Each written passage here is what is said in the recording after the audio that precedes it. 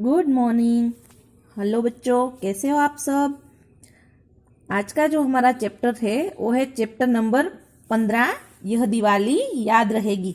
इसका हमने first video में कुछ चीजें देखी थी, है ना, कि दिवाली पुलकित और वर्तिका कैसे मना सकते हैं। तो ये जो है पुलकित और वर्तिका वो अपनी मम्मा से बोल रहे हैं कि मम्मा इस बार हम क्यों ना दिवाली कुछ अलग अलग तरीके से मनाएं, है ना। तो मम्मा, उसकी मम्मा थी, उसको बता रही है हाँ बट हम कैसे अलग तरीके से, मजेदार तरीके से दिवाली मनाएंगे जो हमेशा याद रहे। तो पुलकित और वर्तिका कहती है, दोनों एक दूसरे की बात का समर्थन करते, एक दूसरे की बात मानते हैं कि हाँ हमें दिवाली अलग तरीके से मनानी चाहिए। ओके, फिर क्या होता है, माँ कहती है कि मैंने घर पे हम मिठाई बनाएंगे, है ना, ताकि बाजार में जो मिठाई मिलती है वो बहुत मिलावट वाली मिलती है ना, तो उससे हमारी हेल्थ प्रॉब्लम, हमें हेल्थ इश्यूज होते हैं, यानी हमारी तबीयत खराब हो जाती है। तो क्यों ना हम इस बार जो पकवान, जो मिठाई है वो घर पे बनाएं। तो क्या क्या बनाएंगे, गुलाब जामुन, जलेबियाँ, बर्फी, पनीर की पकौड़ियाँ, ये सारी चीजें क्यों ना हम घर पे बनाएं। ये सारी चीजें वर्तिका ने स्पष्ट की। तो मम्मी भी बोलती है हाँ मैंने पहले कुछ दिन पहले ही टीवी पर देखा था कि जलेबी कैसे बनाते हैं, है ना। तो मम्मी ने रसोई शो देखा होगा और उन्होंने जलेबियां बनाने की सहमति दर्शाई। तो पुलकित खुश होकर बोलता है कि हाँ भाई हम भी आपकी जलेबी बनाने में सहायता करेंगे। सहायता यानी मदद। ये भाई बहन और उसकी मम्मा आपस में खाते खाते बात ही कर रहे होते हैं, तब अचानक वहां से पापा आ जाते हैं और पापा पूछते हैं कि अच्छा बताओ पुलकित कि तुम्हें कौन कौन से फटाके चाहिए। ये सारी चीजें हमने पहले वीडियोस में देखी थी, पहले वीडियो में देखी थी। आज हम दूसरे वीडियो से स्टार्ट करेंगे। तो जब पापा पुलकित को पूछते हैं कि पुलकित बताओ तुम्हें क्या क्या चाहिए, फटाके कौन कौन से चाहिए, तो पुलकित बताता है नहीं पापा, जब इस बार दिवाली अलग तरीके से ही मनानी है तो हम पटाखे भी नहीं जलाएंगे। हमारी अध्यापिका जी ने बताया है कि हमें अपने पर्यावरण को साफ रखना चाहिए। पुलकित ने उत्तर दिया।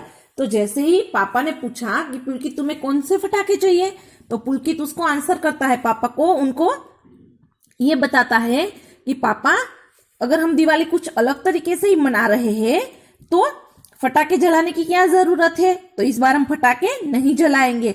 और हमारी अध्यापिका यानी हमारी जो टीचर है उन्होंने ये भी कहा था कि हमें अपने पर्यावरण को साफ रखना चाहिए। पर्यावरण यानी हमारे आसपास का वातावरण, तो उनको उसको स्वच्छ रखना चाहिए, साफ रखना चाहिए। पुलकित ने पापा को उत्तर दिया। अरे वाह, हमारे बच्चे तो बहुत समझदार हो गए हैं, पापा ने खुश होते हुए कहा। पापा बहुत खुश है कि पुलकित ने ऐसा अच्छा आंसर किया और पापा को बहुत प्राउड है कि हमारे बच्चे कितने समझदार हो चुके हैं, कितने बड़े और होशियार हो चुके हैं। आज दिवाली है, माँ ने घर बहुत सुंदर सजाया है। वर्तिका ने घर के दरवाजे पर बहुत सुंदर रंगोली बनाई है। शाम को सबने नए कपड़े पहनकर पूजा की और मिट्टी के सुंदर दिए जलाए। तभी वर्तिका व पुलकित की मित्र मंडली भी आ पहुंची। सबने माँ के बनाए स्वादिष्ट व्यंजन खाए, सबको बहुत पसंद आए। तो यहाँ पे बातें हो रही थी और थोड़ा कुछ दिनों बाद दिवाली आ चुकी है और आज दिवाली है।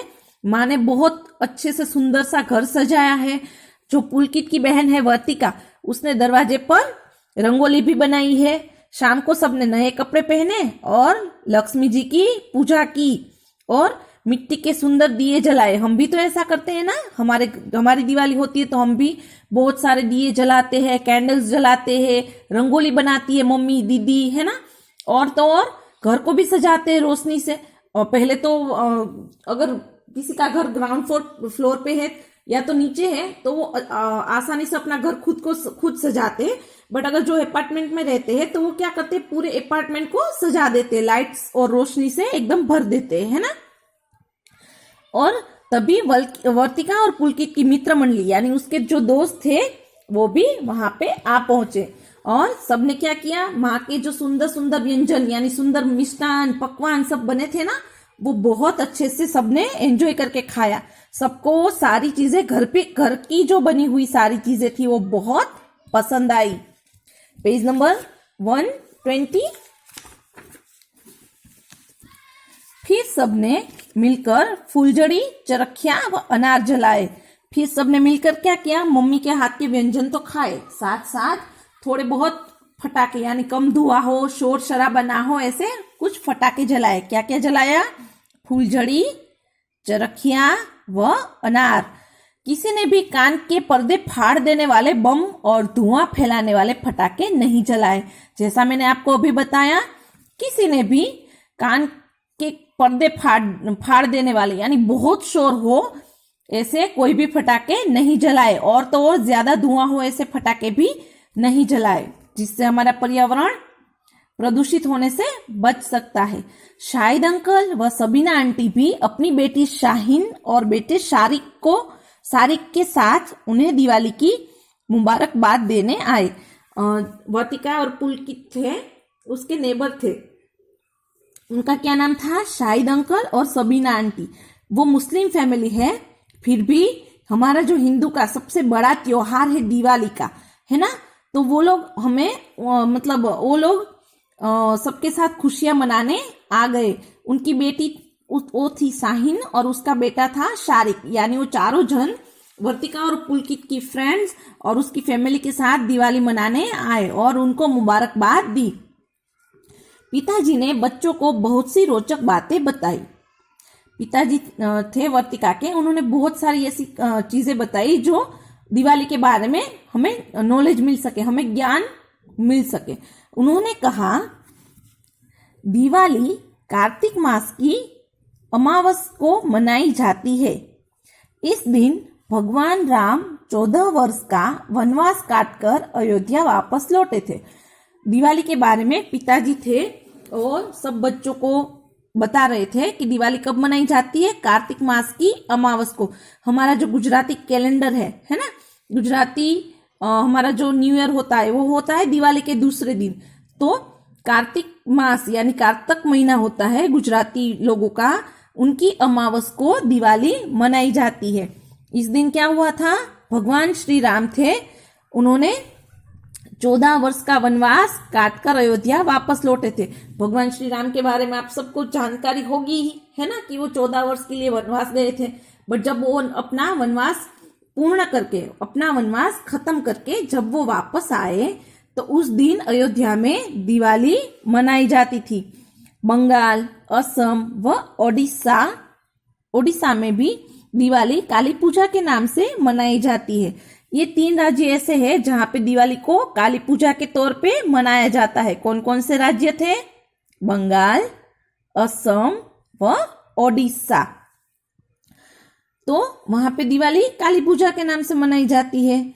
सिखों के लिए भी यह दिन विशेष होता है। जो सिख होते हैं यानी जो पंजाबी लोग होते हैं ना, तो उनके लिए भी दिवाली का दिन बड़ा ही विशेष होता है, बड़ा ही खास होता है।